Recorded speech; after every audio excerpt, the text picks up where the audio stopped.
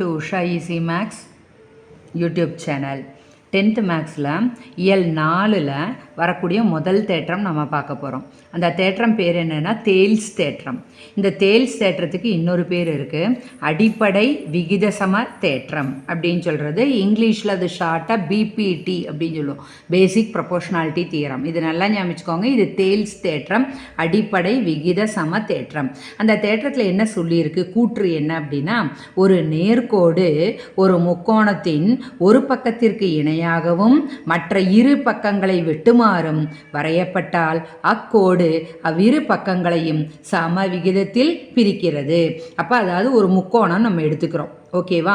ஒரு நேர்கோடு இதுக்குள்ளே வரைகிறோம், இந்த முக்கோணத்துக்குள்ளே ஒரு நேர்கோடு தான், இதுதான் நேர்கோடு, இது வரைகிறோம். இது எப்படி வரைகிறோன்னா, ஒரு பக்கத்திற்கு இணையாகவும், இந்த பேஸ் இருக்கு இல்லையா, இந்த பேஸ் அடிப்பக்கத்துக்கு இணையாக வரைகிறோம். இணைங்கிறதுக்கு இந்த 2 கோடு போட்டு காமிச்சிருக்கேன், இணையாக வரைகிறோம். மற்ற இரு பக்கங்களை வெட்டுமாறும், இது எங்கே வெட்டுது, இந்த பக்கத்தை ஏபிங்கிற பக்கத்தை டியில் வெட்டுது, ஏசியை ஈயில் வெட்டுது. இப்படி வரையப்பட்டால் இந்த கோடு கோடானது அவ்விரு பக்கங்களையும் எப்படி பிரிக்கும், சம விகிதத்தில் பிரிக்கிறது. விகிதம்னா என்ன, இது மேல் பகுதி பை கீழ்ப்பகுதி சமம், மேல் பகுதி பை கீழ்ப்பகுதின்னு இந்த பக்கமும் வரும்னு சொல்கிறாங்க. ஓகேவா? நல்லா பாருங்க, ஒரு நேர்கோடு ஒரு முக்கோணத்தின் ஒரு பக்கத்திற்கு இணையாகவும் மற்ற இரு பக்கங்களை வெட்டுமாறும் வரையப்பட்டால் அக்கோடு அவ்விரு பக்கங்களையும் சம விகிதத்தில் பிரிக்கிறது. இதில் இது எழுதின உடனே இந்த படத்தை நடுவில் வரையணும், ஓகேவா? இதில் மேலே ஏதா வரணும், கீழே பிசி, இந்த டிங்கிறதா நம்ம வரைகிற கோடு. அடுத்த தலைப்பு என்ன அப்படின்னா கொடுக்கப்பட்டவை. இதில் என்ன கொடுத்துருக்குறாங்க, முக்கோணம் ஏபிசியில் ஏபியின் மீதுள்ள புள்ளி டி கமா ஏசியின் மீதுள்ள புள்ளி இ என்க அப்படிங்கிற மாதிரி நம்ம கொடுக்கப்பட்டதுன்னு வச்சுட்டோம், ஓகேவா? இதில் அமைப்பு நம்ம என்ன வரைகிறோம்னா டிஇ வரைகிறோம். எப்படி, பிசிக்கு இணையாக வரைகிறோம், டிஇ இணை பிசி வரைக அப்படின்னு போட்டுறோம்.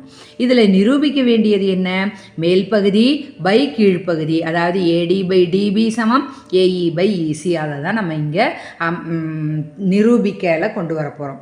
நிரூபிக்கையில் என்ன எழுதியிருப்பாருங்க, மேல் பகுதி பை கீழ்ப்பகுதி ஏடி பை டிபி சமம் ஏஇ பை இசி.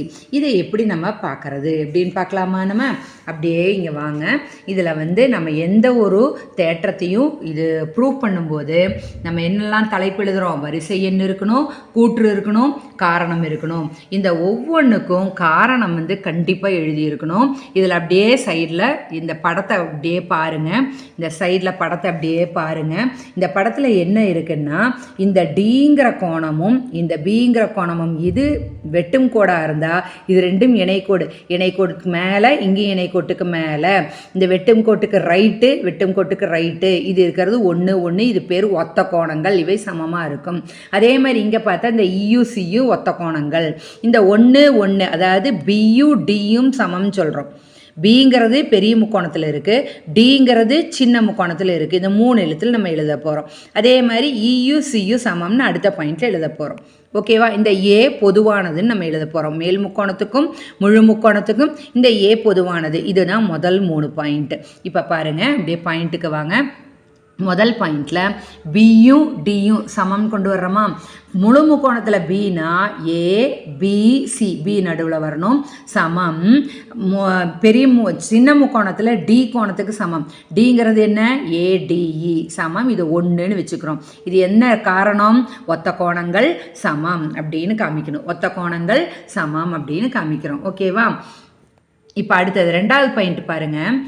இதில் சியு இயு சமம்னு போடுறோம், 3 எழுத்தில் எழுதிக்கோ. ஏபிசிங்கிற முக்கோணம், இது ஏஇடிங்கிற முக்கோணம், அதில் இயு சியு சமம்னு போடுறோம். அது 2க்கு சமம்னு வச்சுருக்கிறோம். இதுக்கும் காரணம் என்ன, ஒத்த கோணங்கள் சமம் அப்படின்னு வச்சுக்கிறோம், ஓகேவா?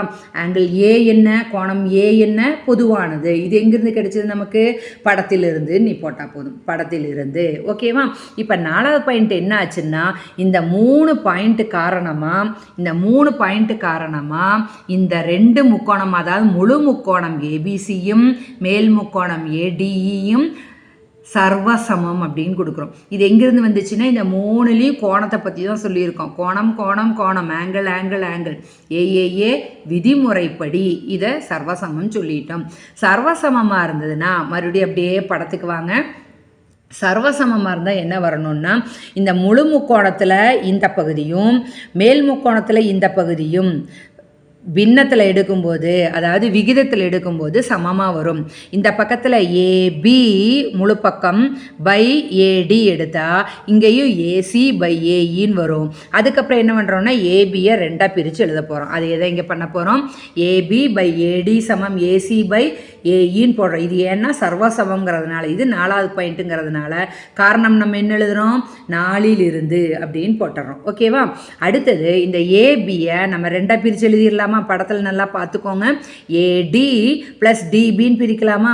இது ஒவ்வொன்றையும் இந்த கீழ் இருக்கிற ஏடியால் நம்ம பிரித்து எழுதுகிறோம். சமம். அதே மாதிரி ஏசியை படத்தில் பார்த்தீங்கன்னா தெரியும் உங்களுக்கு எப்படி பிரிக்கலாம், ஏஇ பிளஸ் இசின்னு பிரிக்கலாம். இது ஒவ்வொன்றையும் இந்த ஏஇயால் தனித்தனியாக வகுக்கலாம். இது எங்கேருந்து வந்தது, இந்த 5லிருந்து அப்படின்னு நம்ம போட்டுக்கலாம். 5லிருந்து அப்படின்னு போடுறோம். அடுத்த 7வது பாயிண்ட் என்ன வருதுன்னு பாருங்கள். இப்போ ஏடி அடிபட்டுரும், இது அடிபட்டுச்சுன்னா இது 1ன்னு போட்டுக்கோ, ப்ளஸ் இது அப்படியே வச்சுக்கோ, இங்கேயும் 1 ப்ளஸ் இது அப்படியே வச்சுக்கோ. 1 அடிபட்டுருச்சுன்னா மிச்சம் என்ன வருது, டிபி பை ஏடி சமம் இசி பை ஏஇ. இது பார்த்தீங்கன்னா நான் என்ன பண்ணுறேன்னா எனக்கு ஏடி தான் மேலே வரணும், ஏல தான் தொடங்கணும். இதை நான் மேலே கொண்டு வரணும்னு இதை தலைகீழாக எழுதுகிறோமா. இப்போ இந்த மிச்சத்தை எடுத்து எழுதிட்டோம். இப்போ இது எதுலேருந்து கிடைச்சிது, 7லிருந்துன்னு போட்டுடலாம். ஓகேவா? 8வது பாயிண்ட் கிடைச்சிது. இந்த 8வது பாயிண்ட்டை தலைகீழாக போட்டு பாருங்கள் என்ன வரும், ஏடி பை டிபி சமம், இங்கே தலைகீழாக போட்டால் இங்கேயும் தலைகீழாக போடணுமா, ஸோ ஏஇ பை இசின்னு வந்துடுது. இது எதுலேருந்து 9